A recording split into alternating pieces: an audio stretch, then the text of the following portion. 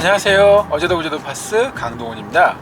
오늘 소개할 차량은 르노 삼성 자동차의 신형 SM6 TC260 프리미엄 트림입니다.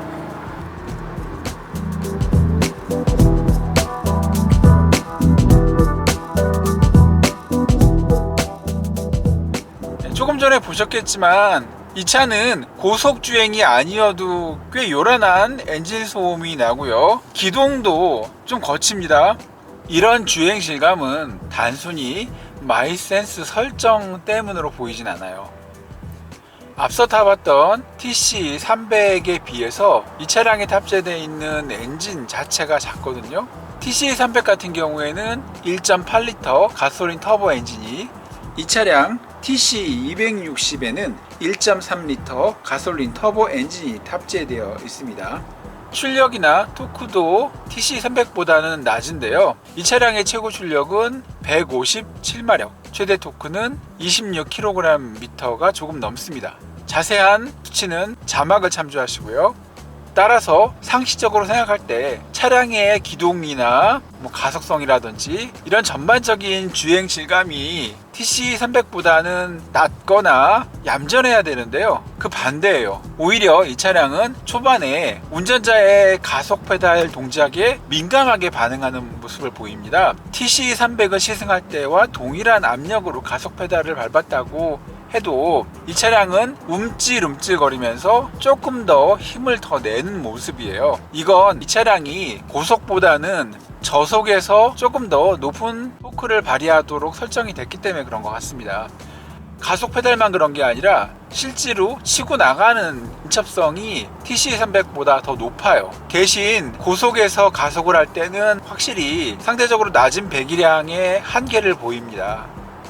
하지만 일상에서 이 차를 운영할 때는 고속도로 주행보다는 60에서 80km 정도의 시내 또는 자동차 전용도로 운행이 많을 텐데요, 좀 더 역동적인 차량의 반응을 느낄 수 있고 차량의 기동도 꽤 재미있습니다. 거기다가 이 차량의 반응이 이러니까 사운드 제너레이터에서 나오는 엔진음도 조금 더 경쾌하게 들려요. 운전자가 느끼는 감성은 이 차가 훨씬 높다는 얘기예요. 현재는 스포츠 모드인데요, 멀티센스에서 컴포트 모드로 바꿔보겠습니다. 설정, 멀티센스, 컴포트. 엔진 소음도 조금 줄었고요, 차량의 반응도 앞서 스포츠 모드보다는 덜 민감합니다. TC300과 TC260의 차이라고 하면 이게 전부이고 다른 부분은 거의 동일합니다. SM6 페이스리프트, 이 키워드만 나오면 따라붙는 댓글들이 있어요.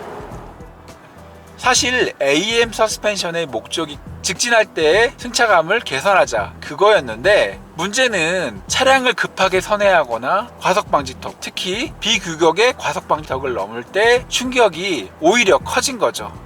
완충작용을 하는 장치들이 들어갔기 때문에 승차 질감이 좋아진 건 맞아요. 그리고 와인딩에서 급하게 선회를 할 때 후륜 쪽의 충격을 조금 더 부드럽게 받아내기 때문에 전륜과 후륜이 틀어지는 문제, 사실 제가 후륜 서스펜션에 대해서 평가를 할 때 중요하게 생각하는 거는 앞바퀴와 뒷바퀴가 잘 조합을 해서 차량이 안정적으로 기동하느냐거든요. 일반적으로 차를 타시는 분들이 쿵탕거린다, 흔들린다, 이거가 좋고 싫음은 분명히 있을 거고 그 부분은 인정합니다만, 제가 보는 관점은 서스펜션 설정을 잘못해서 안정성이 떨어지는 경우, 이 부분에 대해서 이러니 저러니 말을 하는 사람이기 때문에 관점이 다를 수 있다는 거는 인정을 하고요, 이 점 양해 부탁드립니다. 그래서 결론은 달라진 거 맞다. 그렇게 좋다고 하더라도 나는 그래도 멀티링크다, 토션빔 싫다 하시면 어쩔 수가 없죠. 멀티링크가 달려있는 차량을 탈 때와 토션빔이 달려있는 차량을 탈 때의 승차 질감이 다르다는 거는 저도 알고요. 멀티링크가 조금 더 말랑말랑하기 때문에 단거리 여행을 할 때는 확실히 감성적으로 더 편해요. 하지만 장거리 주행을 하거나 차량을 좀 더 과격하게 몰았을 때 전체적인 차량의 기동, 그리고 뭐 롤링이라든지 차량의 틀어짐, 이런 것 때문에 오는 스트레스까지 포함했을 때는 조금 다른 얘기이기 때문에, 그런 전반적인 차량의 운행 상태 모두를 종합적으로 고려했을 때 토션빔이 멀티링크보다 나쁘다라고 말하기는 어렵다는 거죠. 물론 토션빔 설정을 잘한 차에 한해서입니다. 그래봐야 토션빔 아니냐, 또 유럽에 있다는 사륜 조향 시스템은 왜 빠졌냐, 이런 논란들이 있는데요. 사실 온라인상의 자동차 관련 의견들이 국내는 특히 워낙에 강성이기 때문에 뭐 있는 그대로 받아들일 필요도 없지만, 그래도 전륜의 MVS, 즉 멀티 모듈러 밸브 장착과 후륜 서스펜션에 추가된 하이드로 부시, 이런 보강이 쓸데없는 짓이냐 아니면 차이가 있냐, 이 점은 말씀드릴 필요가 있는데요. 제가 이전에 TC300 관련 컨텐츠들, 특히 영상에서 고갯길 와인딩에서 차를 몰아보면서 다소간의 변화가 느껴진다고 말씀을 드렸어요. 개인적으로는 이전에 AM 서스펜션도 나쁘지 않다고 생각을 해요. 직진 시에는 승차감이 그렇게 나쁜 것도 아니거든요. 까놓고 말해서 자동차의 승차감에 가장 큰 영향을 미치는 거는 도로의 질입니다. 아무리 뭐 토션빔이다, 뭐 멀티다, 또는 그 밖에 여러 가지 서스펜션이라고 하더라도 독일의 아우토반 같이 도로 관리가 잘 돼 있는 곳에서는 승차감 차이가 아주 크지 않습니다. 실제로 제가 독일에서 운전하던 똑같은 설정의 차를 국내에서 운행했을 때 확실히 승차감이 떨어졌어요. 차 맞아 라는 느낌이 있었는데, 그런 맥락에서 토션뷰냐 멀티링크냐라는 부분들은 이렇게까지 논란의 대상이 될 필요가 있을까라는 생각이 들어요. 솔직히 저는 그런 논란이 이해가 안 되거든요. 이 차에 탑재된 어댑티브 크루즈 컨트롤과 차선 유지 보조 기능을 동시에 사용해서 소위 말하는 반자율 주행을 하고 있습니다. 속도 잘 유지하고 있고요. 스티어링 휠에서 손을 뗀 지 20초가 지나니까 핸들을 잡으라고 하고요. 경고. 르노 차에서 반자율 주행은 처음이라 바로 스티어링 휠을 잡았는데요. 조금 더 익숙해지면 안 잡고 있으면 어떤 현상이 일어나는지도 보여드릴 거예요. 300m 앞에 과속 단속 구간입니다.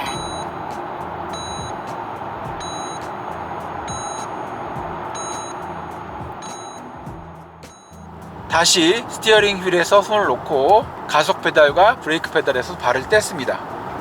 차선을 잘 따라가는 편이긴 해요. 비상 상황에 대비해서 스티어링 휠 근처로 손을 가져갔어요. 핸들을 잡으라고 경고 메시지가 뜨고요. 어댑티브 크루즈 컨트롤은 알아서 앞차와의 거리 조절하고 있고요. 경고음 점점점 해제된다고 메시지가 뜨고 경고음이 띠리리릭 울렸습니다. 해제돼 버렸습니다. 스티어링 휠에서 손을 뗀 지 1분 정도 후에 차로 유지 보조 기능이 해제돼 버립니다. 어댑티브 크루즈 컨트롤은 계속 유지가 되고 있고요. 앞차가 속도를 높여서 차간 거리가 길어지면 지정된 최고 속도까지 같이 속도를 높입니다. 그리고 앞차가 급하게 정지를 했을 때도 다소간의 간격은 있지만 같이 제동을 합니다. 차로 유지 보조 기능을 다시 켜보겠습니다. 차로 유지 보조 기능은 혼자 작동이 되지 않고요. 어댑티브 크루즈 컨트롤이 작동되는 상태에서만 사용하실 수 있습니다. 어댑티브 크루즈 컨트롤 기능도 자동차 전용 도로 그 이상의 도로에서만 작동되기 때문에 사실상 반자율 주행 기능은 자동차 전용 도로에서만 사용할 수 있는 셈이죠. SM6에 탑재되어 있는 어댑티브 크루즈 컨트롤은 정차와 출발 기능도 포함되어 있는데요. 앞차가 완전히 서니까 SM6도 자동으로 정차됐습니다. 그리고 앞차량이 움직이니까 시동이 걸리고요. 출발은 가속 페달을 운전자가 밟아줘야 합니다. 앞차가 출발했다고 차량이 자동으로 가속 페달을 밟는 건 아니에요. 자, 이제 지금부터 길이 꼬불꼬불해지는데요. 안전 유지하면서 와인딩을 해보겠습니다.